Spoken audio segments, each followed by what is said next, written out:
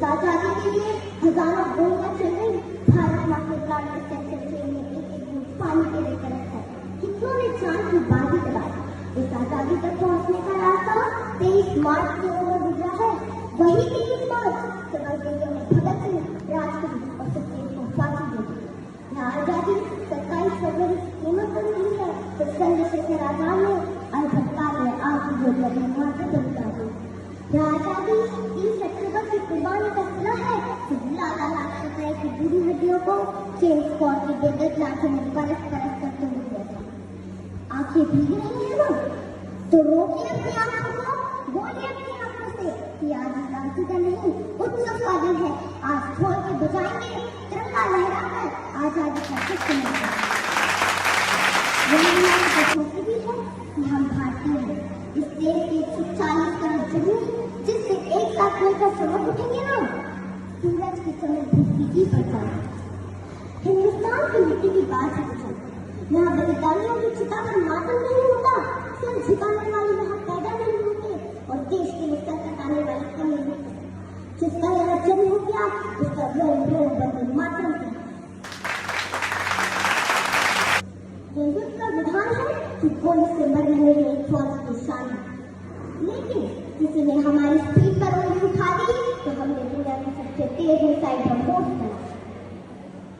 मुझे शिकायत है हिंदुस्तान फौजी भाइयों जो माँ से कहते हैं वापस आऊंगा, तीर्थ यात्रा करने जाऊंगा, बीवी से कहते हैं तेरे लिए पश्चिमी शॉल लाऊंगा, बच्चों से कहते हैं आज कहानी यहीं तक, बाकी लौट कर चलाऊंगा।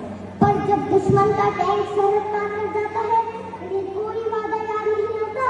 उड़ती हुई गोलियां सीने में भर लेते हैं, ये भी नहीं सोचते कि लहू के साथ साथ घर वालों को उम्मीदें भी पहचाने। माँ की तीर्थ यात्रा, बीवी की शॉल, बच्चों की कहानियां सब अधूरी रह जाए। जब सवाल देश का हो तो ये खून का रिश्ता भी नहीं पहचानते। कहते हैं उस खून का क्या करें जो भारत माँ की सीने पर लगे दुश्मनों के खेमे देकर बारूद में बदल जाता।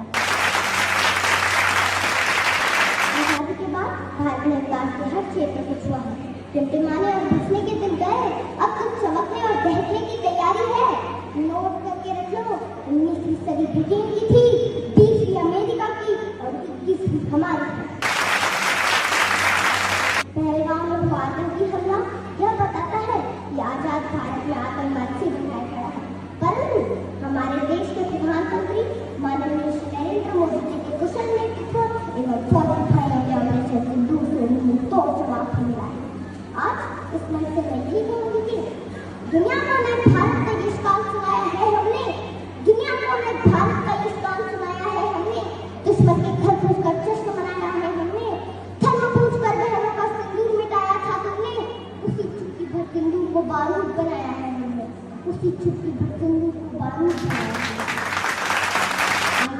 आज के पावन अवसर पर हम सब शपथ लें कि हम बटेंगे नहीं, अपनी एकता को बनाए रखेंगे, एक आवाज में वंदे मातरम गाएंगे, भारत की जयकार लगाएंगे। भारत माता की, भारत माता की, वंदे वंदे। और अंत में देश की शान में यही कहूंगी कि मैं हिंदुस्तान की बेटी हूँ, इस मिट्टी का कर्ज निभाऊंगी। मैं हिंदुस्तान की बेटी हूँ, इस मिट्टी का कर्ज निभाऊंगी।